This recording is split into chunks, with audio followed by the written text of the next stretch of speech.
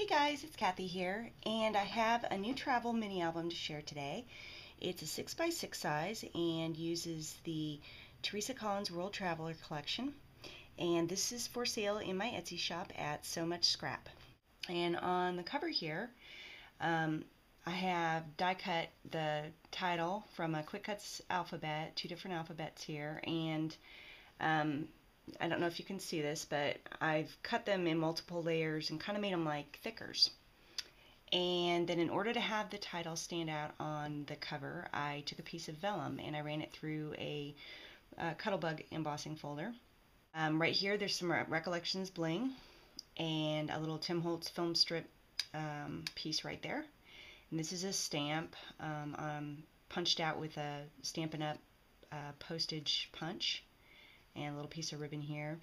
And this little flower I made from, it's a clover template. You can get them at Joann's in the sewing section.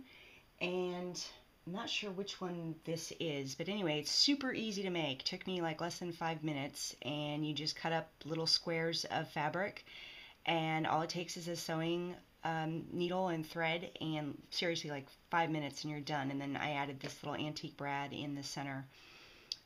There's another antique brad over here, and it has a hairband closure on this, and of course it's spiral bound using the Bind It All.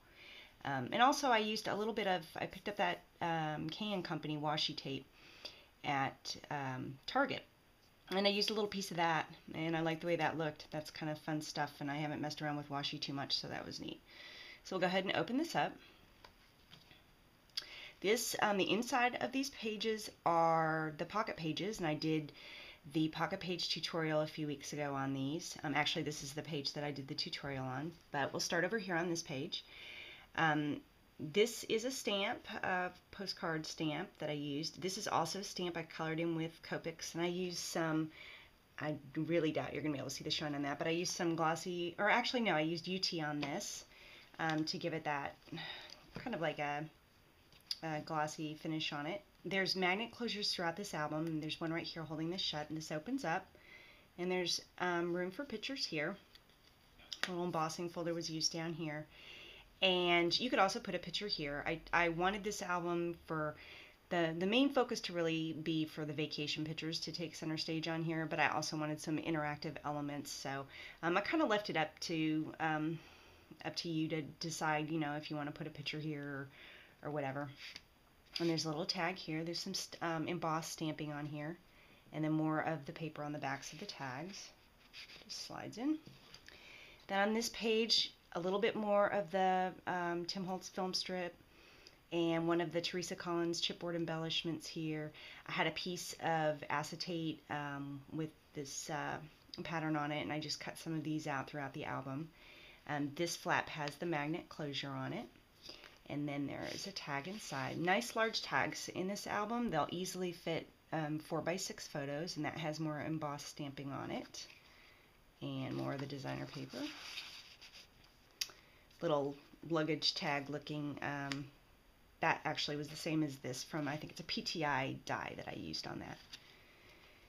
And on this page, this I got, I cannot remember who this is. I got a tutorial on YouTube from it. I will have to look up who it is, and I'll put it in the comment section on this video.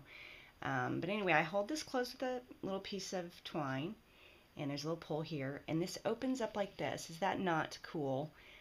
It's probably been around for ages. I had never seen it before, but I thought it was kind of neat, and I've never used it obviously in an album before. So there's room on here for journaling, or you could choose to do pictures, although with the folds right here it'd probably be better for some journaling, and then pictures here. Close this back up, and then of course you tie this. There's a tag here, and there's more embossed stamping on here, and more of the designer paper on the back.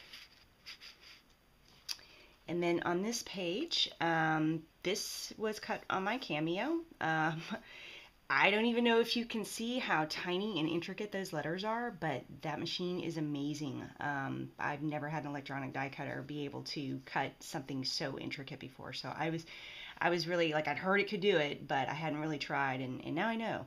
This is a Spellbinders die here. This is also held with a magnet closure, and I modified the pocket page on this one. Instead of having the flap just be 2 inches, This one extends all the way across, so there's lots of room here for a nice large photo. Open it up, and this gives you lots of room here for photos here, photo here. Put another one of those little, cut this out of that piece of acetate. And each of these pockets has a nice large tag for photos or journaling or whatever you want to put on there. Then this next page, I think this is my favorite page. I had so much fun with this. This is the Tim Holtz Vintage Valise die. And I cut it out. I actually cut out half of it because I just wanted it to be a little pocket here. And I ran this through a Cuttlebug embossing folder, and I wanted it to look, you know, like old leather.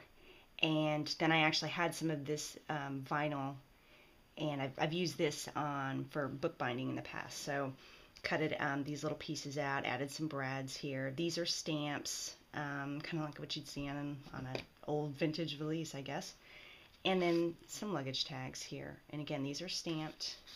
Embossed stamping here, heat embossed, and you just slide in there, and you could put a picture back here too.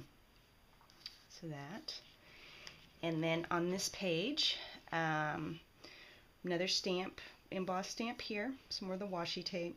I did the same thing that I did on the front page there, where I used UT and kind of gave it a glossy finish right there. And then open this up, and there's another large tag here. So more room for pictures right here and on the tag. And then on the next page, this is just like a little belly band. Some more Tim Holtz film strip there, and a little, I think that might be Recollections. I'm not sure what that is right there. Some border punch, postage border punch down here. And then these little tags again. And this one. Slide in there, and you'd have room back here for a photo if you like.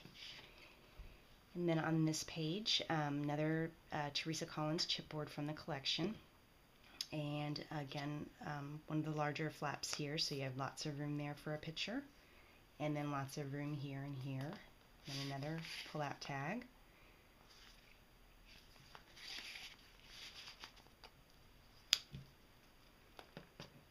And on this page, I got this idea from Catherine at Life on the Scrap Beach, and she does an excellent tutorial on this waterfall flip card.